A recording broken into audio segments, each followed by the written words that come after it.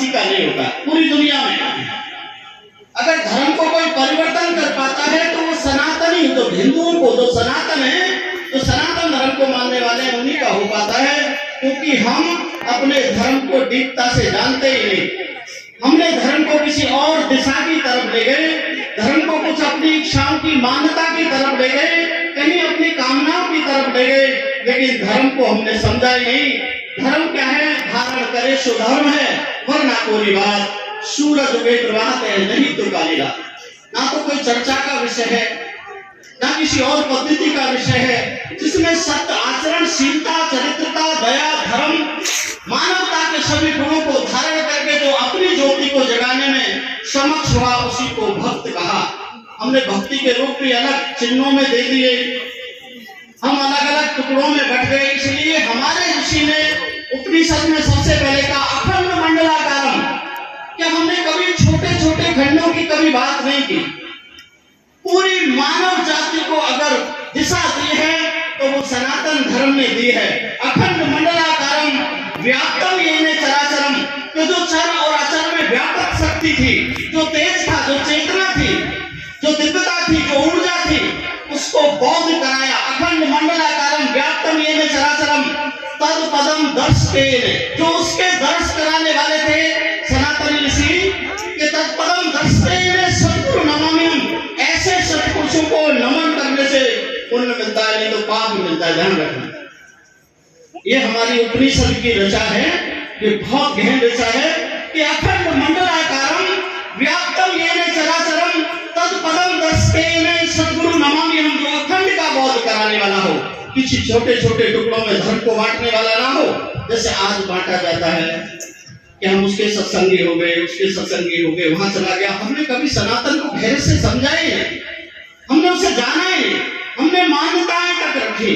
हम माने जरूर, लेकिन उसे जाना नहीं। जैसे कृष्ण को माना पर कृष्ण की नहीं मानी, राम को मानते राम की नहीं मानी, ऐसे ही हमने अपने महापुरुषों को माना तो सही, लेकिन उनकी बात को कभी नहीं माना।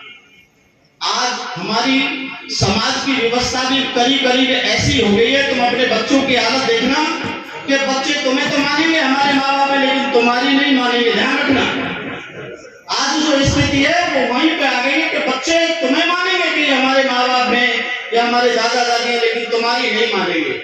ऐसा ही संस्कृति के विषय में, ऐसा ही धर्म के विषय में गोरखनाथ जी ने बड़ा गहन सूत्र दिया समाज को। आदि में आदि योगी वो कहते हैं घर घर गोरख है कहानी, जो घर की हर एक घर की बात कर रहे हैं। कोई घर वैसे नहीं मकान के बनाए हुए मकानों की बात नहीं कर रहे, शरीर रूपी घर की बात कर रहे हैं। घर घर गोरख है कहानी, किस घर की बात कर रहे हैं कि हर एक घर की जो नित्य सोहो है हमारी। जैसे क्यारी नहीं होता अपने किसान खेत बोते हैं, ऐसी क्यारी जो नित्य इस शरीर में जो चेतना है, जो उगेगा वो हमारा है। हमारा कोई ऐसा नहीं कि ये हमारा है या वो हमारा है या ये हमारा है। जो जगा वो सत्पुरुषों का है, जो धर्म के मार्ग पे चला वो संतों का है, जो जीवन के सिद्धांतों पे चला वही खेतानाथ का शिष्य है। ध्यान रखना, केवल रात जगाने से कुछ नहीं होगा। जो खेतानाथ के चिन्हों को आचरण मिलेगा, उनके चरित्र को आचरण मिलेगा, उनके कर्मों को आचरण मिलेगा, तो जीवन को उस दिशा की तरफ ले जाएगा। अच्छा आज बताओ, उस समय पे बाबा ने मानव को कौन सी दिशा दी? जब अबोध था, ब्रिटिश गवर्नमेंट का शासन था, शिक्षा की कमी थी और शिक्षा के केंद्र बनाए कि हमारे बच्चे श्रेष्ठ एजुकेशन वाले बने, समझें, सभ्यता को समझें, संस्कारों को समझें। अगर वो आज होते तो क्या कर दें? मैं कहता हूँ अगर आज होते तो घर घर में वो आचरण की शिक्षा देते, चरित्र की शिक्षा देते, इकट्ठा रहने की शिक्षा देते, तुम्हारे बच्चों को सभ्यता की शिक्षा देते और वो संस्कार विकसित करते जो हमारा आधुनिक 64 विद्याओं का संस्कार था। अगर वो यहाँ होते, मेरी धारणा ऐसी है कि वो केंद्र बनाते एजुकेशन के जो हमारे प्राचीन केंद्र लुप्त हो गए, जिसकी वजह से हम अपने मूल स्रोत से दूर हो गए, जिसको हमें दिशा ही नहीं है कि हम किधर जाएं, क्या करें, किधर मार्ग मिले। वो हमारी सभ्यता, जो हमारी संस्कृति, जो हमारी एजुकेशन थी, ये 2-4 लैंग्वेजों की नहीं थी, 64 विद्याओं का ज्ञान था, जिनको 64 कला, जिनको 64 जोगिन हर एक रूप से नाम दिए गए, वही 64 विद्याओं का ज्ञान भारतवर्ष के आज पूरे आर्यव्रत में, इस भारत को आर्यव्रत कहा जाता है। यहाँ के बड़े श्रेष्ठ व्यक्ति थे। और फिर भारत की शकुंतला पुत्र और दुष्यंत से जो पुत्र पैदा हुए भरत, उनकी सीमाओं का अंत नहीं रहा, तो भारतवर्ष बड़ा अखंड। ये वो भारत है जो आर्य संस्कृति से पैदा हुआ। आज हमने आर्य को धर्म बता दिया। ये बड़ी विचित्र सी बात है। भगवान शिव के 7 ऋषियों ने विद्युतता की संस्कृति को पूरे आर्यव्रत में फैलाया।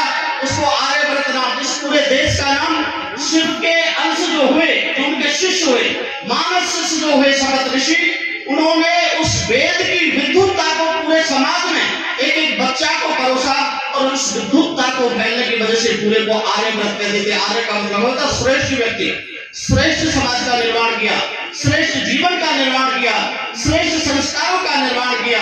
और संस्कार कहते किसको है? संस्कार ध्यान रखना, संस्कार 2 चीजों को कहा जाता है। सन मतलब सूर्य और सन मतलब पुत्र। खुद के पुत्र को भी सन कहा जाता है और सूर्य को भी सन कहा जाता है। सन का मतलब इतना ही होता है कि पूर्ण उजाले से भर जाना, अंधकार से नहीं, पूर्ण उस ईश्वर के प्रकाश से भर जाना, पूर्ण धर्म से भर जाना, पूर्ण संस्कृति से भर जाना, पूर्ण अपनी उज्ज्वलता को, महानता को, चरित्र को ऊपर निर्माण तक पैदा कर देना, उसको कहते थे संस्कारी व्यक्ति है। किसी थोपी हुई चीज को संस्कार नहीं कहा। हमारे वेद, हमारे ऋषियों ने अगर संस्कार कहा है तो अपनी जागृति को संस्कार कहा है। और जब जगता है तो सतगुरु का मर्म समझ में आता है, तब तक नहीं आता। अज्ञानता में कभी भी हमारी बुद्धि परम संत योगियों के मर्म को नहीं समझ सकती। हमारे राजस्थान के अंदर मीराबाई बहुत बड़ी भक्त हुई। 35 वर्ष तक कृष्ण की मूर्ति को गले से लगा के घूमी थी। कितने वर्ष? 35 वर्ष। और जब रविदास की शरण में गई, किसी संत की शरण में गई, तो जैसे ही संत ने बौद्ध दिया, विवेक दिया, वहां कहीं कृष्ण का नाम नहीं पा गया। कहती है, पाया जी मैंने राम रतन धन पाया, अमोलक वस्तु दी मेरे सतगुरु, कृपा कर अपनाया, चोर ना लूटे खर्चे ना लूटे, दिन दिन होत सवाया। पाया जी मैंने राम रतन धन पाया, तो मेरे अंदर रमण करा, मैंने उस तत्व को पाया। पाया जी मैंने राम रतन धन पाया। कहीं कृष्ण का नाम नहीं है। पूरी दुनिया तो कहती है कि मीराबाई कृष्ण की भगत हुई। मैं कहता हूं कि जब जग जाता है कोई, तो उनमें कोई अंतर नहीं रहता। जब योग पैदा हुआ माँ मीरा को, तो क्या कहती है? लकड़ी जल क्योला हुई, क्योला जल हुई राख, मैं बिरहन ऐसी जली, क्योला हुई ने राख। कि मैं उस योग अग्नि में ऐसी जली, मेरा तो कुछ नहीं हुआ ना, क्योला बना ना राख, ऐसी योग अग्नि में जली। वहां कृष्ण स्वयं उपलब्ध होते हैं, नारायण ब्रह्म रूप में, तेज रूप में, और वो कहते हैं कि मीरा इससे आगे मुझे ले चल। देखो क्या शब्द है, ब्रह्मरुदन से आगे की बात मां मीरा ने कही है कि प्रेम गली अति सांकड़ी तामे दोना समय। प्रेम का महत्व समझना, प्रेम किसको कहा है? प्रेम गली अति सांकड़ी, कि वो इतनी बारीक है, धर्म इतना सूक्ष्म है कि वो प्रेम गली अति सांकड़ी तामे दो नहीं जा सकते, अकेले जाएंगे, अकेले का अकेला स्वरूप ही जाएगा। भक्ति बहुत दूर का घर है। भक्ति नहीं तो की जा सकती है, न कराई जा सकती है। भक्ति जागृत होती है इस घर में, और वो कब जागृत होती है? जब हम उसके पात्र हो जाते हैं। साधारण सी हमारी घर की रसोई होती है ना, अगर हमने चाय बनाई हो और अचानक कोई शुद्ध पानी हमें मांगने लग जाए और हमें उसे गर्म करके पानी देना हो, और हमारे घर में एक ही पात्र हो और उसमें हमने चाय बनाई हो, तो उस चाय के बर्तन में भी वो 1 गिलास पानी डाल के नहीं दे सकते, पहले उसे धोना पड़ेगा। उस पात्र को साफ कर लेंगे, उस बर्तन को जब उसमें देंगे। ऐसा ही ये शरीर रूपी पात्र है, और हम इसमें दूषित विचारों को ना त्यागे, दूषित मानसिकता से ऊपर ना उठे, दूषित छोटी छोटी वाणी के दोषों से ऊपर ना उठे, एक दूसरे के दृष्टि के दोषों से ऊपर ना उठे, और हम अपने आप को सोचें कि हम भक्त हो गए। तो मैं चाहता हूँ कि वो व्यक्ति बहुत बड़े अंधकार में जीता है, बहुत बड़ी अज्ञानता में है, बहुत बड़ी दिशा चूक में है। दिशा जब तुम्हारी बदलेगी, जब किसी पूर्ण संत की शरणागत मिलेगी, और जिस दिन दिशा बदलेगी उस दिन दशा सुधर जाएगी जीवन की। 10 दिशाओं में उज्जवल तेज पैदा हो जाएगा, और समझ लेना वो दिन दूर नहीं जब कण कण में तुम्हारे संस्कार जागृत होने लगेंगे, कण कण से दिव्यता फूटने लगेगी, कण कण से उज्ज्वलता जागने लगेगी। और जब ऐसी घटना घटती है तो लाखों करोड़ों में कोई उस ब्रह्म तत्व को प्राप्त होता है, उसी को गुरु का शिष्य कहा जाता है। शिष्य का मतलब है जो सीखना चाहता हो गुरु के आचरण को, गुरु की शीलता को, उसके चरित्र को, उसकी धैर्यता को, उसकी मुदिता को, उसकी क्रियाओं को। तो है शिष्य जो सीखने को तैयार है, जो अपने जीवन को खोदने को तैयार है, उसी में उपलब्ध होता है। इसीलिए ज्ञान को कहा शून्य में से सर्जन होता है। जब विचार तुम्हारे नहीं रहते, निर्विचार हो जाते हो, मनोवृत्ति से ऊपर उठ जाते हो, उस व्यक्ति को गुरु का शिष्य कहा। अन्न में कोष से शरीर बना, मन में कोष से मन पानी से बना, प्राण में कोष से वायु से ये चलने लगा जिसे श्वास कहा, और विज्ञान में कोष से रचनाएं जागी, और आनंद में कोष में जाके से राम पाया।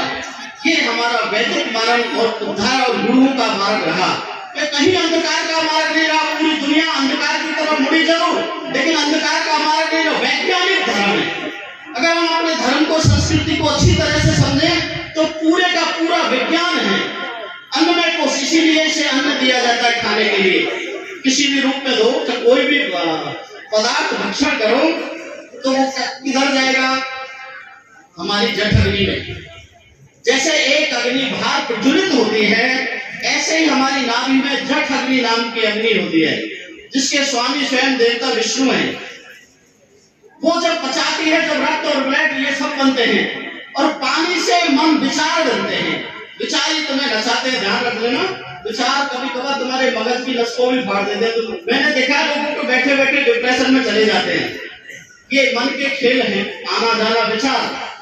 और इन पर कंट्रोल कौन पाता है? प्राण, जिसे गुरु शब्द भी कहा।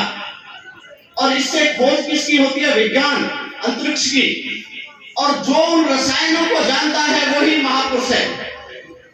रामायण पढ़ोगे तुम्हें पाएगा कि जो राम के जो भक्त सबसे प्रिय हनुमान जी थे, तो उनके पास क्या था? अपने गुरु की रसायन थी। राम रसायन तुम्हारे पासा, सदा रहो रघुपति के दासा। क्या था? उस रसायन विद्या को जाना। और हम किसको जानते हैं? हम ये सोचते हैं मरने के बाद भगवान मिल जाएगा हमें।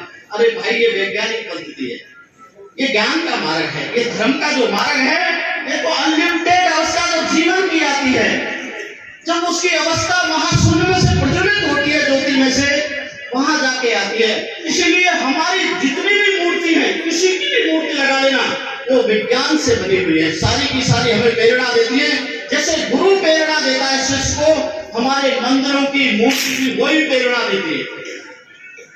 तुमने देखा होगा, सबसे पहले भैया बनाया होगा गणेश जी को। गणेश जी को हम किस रूप में देखते हैं? कि हाथी का हाथ लगवा रखा है उनको, और सूर हाथी का। ध्यान रखना, इतना मूर्ख समाज है हमारा। वो कहते हैं कि भगवान शिव ने सिर काट दिया, तो वो गणेश जी का सिर नहीं मिला, हाथी का लगा दिया। तो गणेश जी का कहाँ गया था भाई? ये प्रतीक है, ये ब्रह्म ज्ञान है पूरे का पूरा।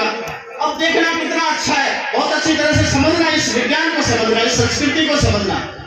हाथी का क्यों लगाया? उसको प्रतिचिन्ह क्यों दिखाया? ये गुणों का पूर्ण प्रतीक है। हाथी को देखना, कभी भी सूंड नीचे लटकी मिलेगी, ऐसे मुड़ी हुई होती है। कभी भी देखना, हाथी की सूंड मुड़ी हुई होती है।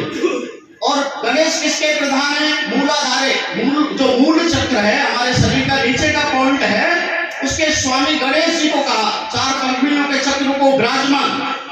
और जब वहां से कुंडली मार्ग के लिए साधक चढ़ता है मूलाधार से, तो स्वादिष्टान को, अपने जल तत्व को शुद्ध करता है। नाभि में आता है तो अग्नि तत्व को शुद्ध करता है। हृदय में आता है तो वायु तत्व को शुद्ध करता है। 5 भागों में शरीर को बांटा, अच्छी तरह से देखना। और जब सिर पे आता है तो आकाश तत्व को शुद्ध करता है। ये पंच तत्वों को स्वयं ही अपना वेद है, शुद्ध करता है। और जब ये जगता जगता आता है, ब्रह्म रुदन को जगा लेता है, तो वहां द्वैत मार्ग। अब तक संसार में जीता था, संसार का भी बोध था, और खुद का ब्रह्म चिंतन भी करता था। अब वहां एक दंत कर दिया है। अगर तुझे ब्रह्म में जाना है तो अकेला जा सकता है, एक दंतधारी। हाथी के तो 2 दांत होते हैं, लेकिन हमने गणेश जी का 1 दांत क्यों रखा? एक दंतधारी। तो द्वैत और अद्वैत, और यही शंकराचार्यों ने समझाया पूरे समाज को। लेकिन हम अपने इतने ज्ञानी हैं कि हम ये सोचते हैं अगर हम अपने बच्चे को धर्म का ज्ञान देंगे तो कहीं वो बाबा जी ना पड़ जाए। हमारा समाज इतना मूर्ख है कि वो ये सोचता है कि जिस बच्चा जो हमारे जन्म आया अगर हमने इसको धर्म के संस्कार दिए तो ये कभी साधु ना हो जाए, कभी संतों के साथ ना चला जाए। अरे संतों का तो घर बहुत दूर है, ये तो प्रारब्ध है। संत बीज पलटे नहीं बीते युग अनंत, ऊंच नीच कर होए पर होए संत के संत। संत कोई बना नहीं जाता, वो पैदा होता है मानव जाति को दिशा देने के लिए। लेकिन तुम्हारे बच्चे में अगर धर्म के संस्कार पड़े तो वो तुम्हें कभी घर से बाहर नहीं करेगा, ये ध्यान रखना। अगर संतों के पास में रहने से हमारे बच्चे बाबा जी बनते तो इस पूरे भारत में कोई गृहस्थी नहीं होता, क्योंकि हमारी तो पद्धति ऋषि पद्धति है, हमारी तो योग पद्धति नहीं है सदा से। हमारी तो शिक्षा ही जो 64 विद्याओं की है वो गुरुकुलों की रही है, और वही निर्माण हुआ है हमारी 32 गुणों का, 36 प्रक्रियाओं का, सभी शीलों का। स्वयं सारे शील वहां पैदा हुए, सारी विद्याएं वहां पैदा हुई, सारा जीवन का निर्माण वहां से हुआ है। लेकिन आज मेरा समाज जिस समाज में मैं जन्मा हूं वो इतना अज्ञानी है, इतना अज्ञान में जा चुका है, इतना रसातल में जा चुका है कि उसको लौटाना बड़ा असंभव है। और उसको कौन लौटा सकता है? वो लौटा सकता है जो मेरी माताएं बैठी है मेरे सामने। उनसे मेरी हाथ जोड़ के प्रार्थना है, इस बात को बड़े गहरे से सुने। मैं वैज्ञानिक तरीका बताता हूँ तुम्हें। आज हमारा जो आर्यव्रत था उस समय हमारी माओं के नाम से हमें जाना गया। ध्यान रखना, पुरुषों का तो कोई लवलेश नहीं, क्योंकि माँ धरती का स्वरूप होती है, वही निर्माण करती है बच्चे को। तो किस नाम से जाने जाते थे? तुम देखना प्राचीन भारत में, आर्यव्रत के भारत में अगर कृष्ण को भी कोई पुकारेगा तो क्या कहेगा? यशोदानंदन, देवकी नंदन। राम को पुकारेगा तो सुमित्रानंदन, कौशल्यानंदन। अगर भरत को कोई पुकारेगा तो शकुंतलानंदन। अगर कोई भीष्म को पुकारेगा तो किसको? गंगा पुत्र। पांडवों को पुकारेगा तो कुंती पुत्र, और दुर्योधन जैसे को पुकारेगा तो उसे भी गांधारी नंदन कहेंगे हम। हमारी माओं से हमारे नामों की पहचान। ये पिता कब से आए? ये पिताओं के नाम कब से आए तुम्हें पता है? जब से आर्यव्रत खत्म हुआ, जब हमारी माताएं ऐसी विभूषी थी कि देवताओं के ऊपर रहने वाली इंद्र की अप्सरा भी शर्मिंदा होती थी उनके सामने। क्या सुंदर था उनका आचरण, सुंदर था उनका चरित्र, सुंदर था उनके गुण, सुंदर थे, वो इतने वैज्ञानिक थे। ऐसे नाम थे कि हमारा गर्व महसूस होता है उनको सुमरण करने से भी। सावित्री जैसी जो यमराज से भी अपने पति के प्राण ले आती हैं, ऐसी माओं के हम में अंश हैं। और लेकिन आज माता कैसे है? आज क्या करते हैं हम? हमें बदलना पड़ेगा, अपनी बच्चियों को वो संस्कार देने पड़ेंगे अपने बच्चों को, क्योंकि माँ भूमि का स्वरूप है। जो माँ में होगा वही औलाद में होगा, जो तुम में होगा वही हम में आएगा, और जो तुम में नहीं होगा वो हम में क्या खाक आएगा। तो इसलिए माँ को जगह जरूर है। और आज भारत का सबसे बड़ा दुर्भाग्य ये है कि बच्चा जब जैसे ही हमारी बहन बेटी प्रेग्नेंट होती है सबसे पहले डॉक्टर के जाएगी, तो हम किधर जा रहे हैं? और डॉक्टर उसे गोलियां देगा कि गोली हर महीने घटकनी है तुझे। जिस मूल्य को, जो भारत का एक स्वाभिमान, एक भारत को दिशा देने वाला व्यक्ति है जो उसके गर्भ में है, उसको हम जन्म से ही उसे रोगी बनाने लगे, जन्म से ही बीमार पैदा करने लगे। जो जनरेशन पैदा होने से पहले बीमार है, दवाइयां खा रही है, तो किस भारत का उज्जवल भविष्य करेगी? किस भारत का निर्माण करेगी? किस भारत को दिशा देगी? कौन सी संस्कृति उज्जवल होगी? कौन से माँ बाप का सदाचार सीखेगी? और फिर वो पैदा कैसे हो रहे? 80% जनरेशन ऑपरेशनों से पैदा हो रही है। जो पैदा होने से पहले माँ के पेट को फाड़ के बाहर आ रहा है, तो किसको सुख देगा? ना समाज को देगा, ना अपने माता पिता को सुख देगा। ये हमें पद्धति पूरी बदलनी पड़ेगी। इसके पीछे अगर मैं तुम्हें बोलने जाऊं, बताने जाऊं, जो मैंने बाहर जाके अदर कंट्रियों में भी जाना है कि ये कितना गहन रीजन है हमारी माता बहनों का ऑपरेशन। इसके पीछे का अगर मैं सारे का सारा षड्यंत्र दुनिया का बताऊं तो आश्चर्य में बोलना नहीं चाहता या स्टेज पे। इतना बड़ा षड्यंत्र है सनातन संस्कृति के पीछे, उसको पतन करने के लिए कि आप कल्पना नहीं कर सकते।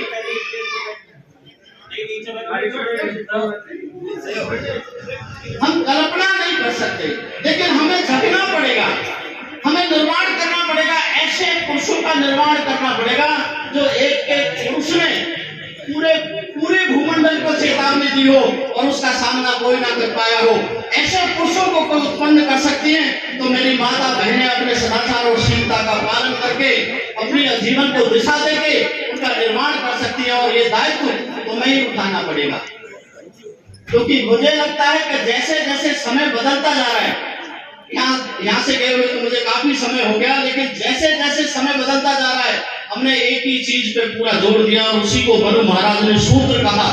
ध्यान रखना, शूद्र किसी जाति से शब्द नहीं आया, शूद्र किसी जाति का शब्द नहीं। अगर शूद्र में और उसको छोटा बड़ा भी नहीं कहा। आज जो दुनिया नहीं जानती, मनुष्य स्मृति को जलाती है, नष्ट करती है, और ब्राह्मण बड़ा है, तो सारी दुनिया में शूद्र चरणों को कहा है और मस्तिष्क को ब्राह्मण कहा है। ये मस्तिष्क सदा शूद्र के चरणों में झुकता हुआ आया है, कहाँ बड़ा छोटा बताया? बताओ, अगर ये शूद्र बड़ा छोटा है तो ये मस्तिष्क जो ब्राह्मण है ये उसके चरणों में क्यों बड़ा? सारे जीवन से झुकता है। अरे भाई, ये अवस्था नहीं, इसको थोड़ा समझो, इसका अपनी संस्कृति का थोड़ा प्रकाश डालो, थोड़े गहरे से इसका मंथन करो, इसे समझो। ये चार अवस्था है। शरीर शूद्र की अवस्था है और वैश्य मन की अवस्था है।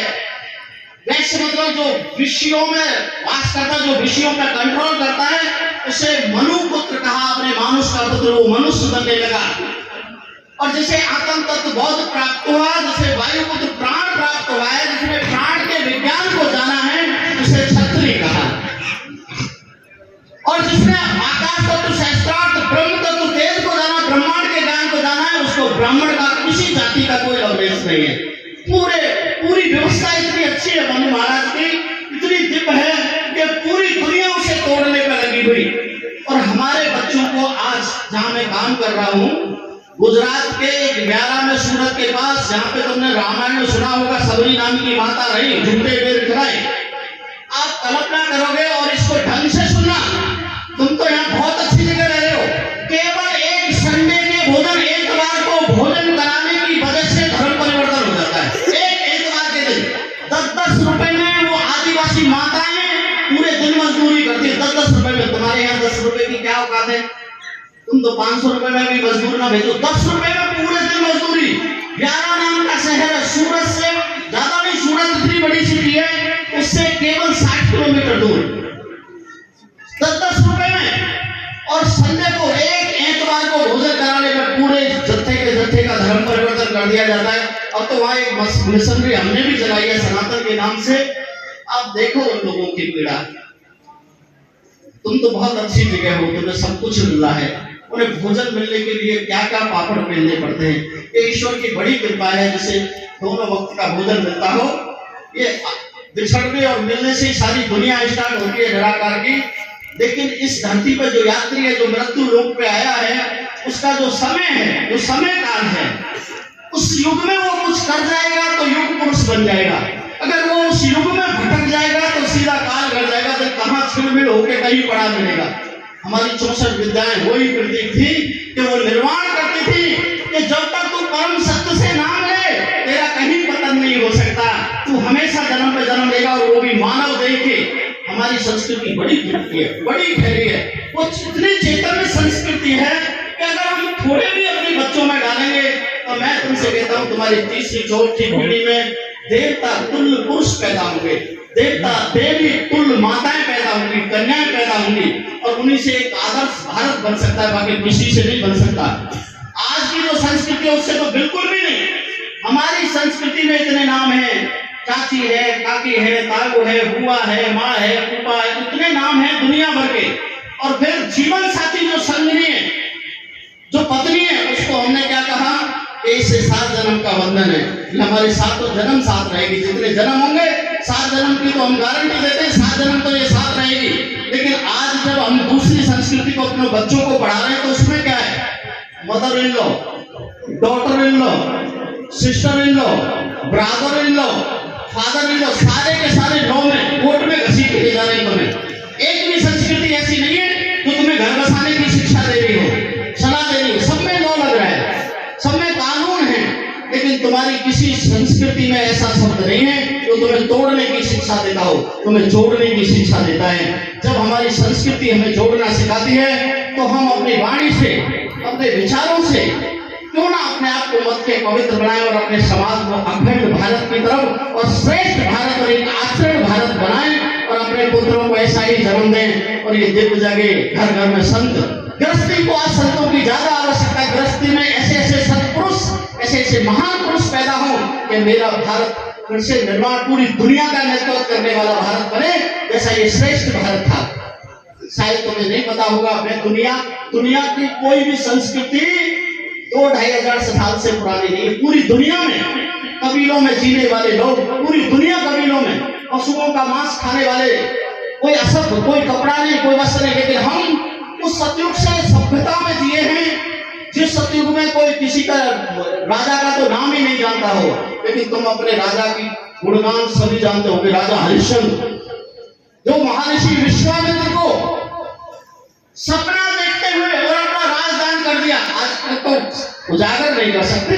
तुम्हें सोचता होगा विश्वामित्र ने जो राज लिया वो भिक्षा में नाम लिया था, विश्वामित्र ने नहीं। राजा हरिश्चंद्र ने केवल सपना देखा अपने घर में, जैसे जनक ने देखा, महर्षि ब्रह्म ऋषि जनक ने जो सपना देखा वही राजा हरिश्चंद्र ने देखा और कहा कि मेरे दर पे कोई साधु आया है और उसने मुझसे भिक्षा मांगी है, तो मैंने उसे वचन दिया, मांगो क्या मांगना चाहते हो। उन्होंने कहा मुझे तेरे घर का पूरा तेरा राज चाहिए, कि चलो दिया। कि इसके साथ 2.5 वाट सोना चाहिए, कि चलो दिया। सपने में और आंख खुलती है तो वहां आंख खुलती है तो देखते हैं कि वहां कोई साधु नहीं है और सुबह सुबह टहलते हैं और महर्षि विश्वामित्र आ जाते हैं कि वही राजन, और प्रणाम करते हैं हरिश्चंद्र उनको। बोले बोलो ऋषिवर कि मैंने सपना देखा।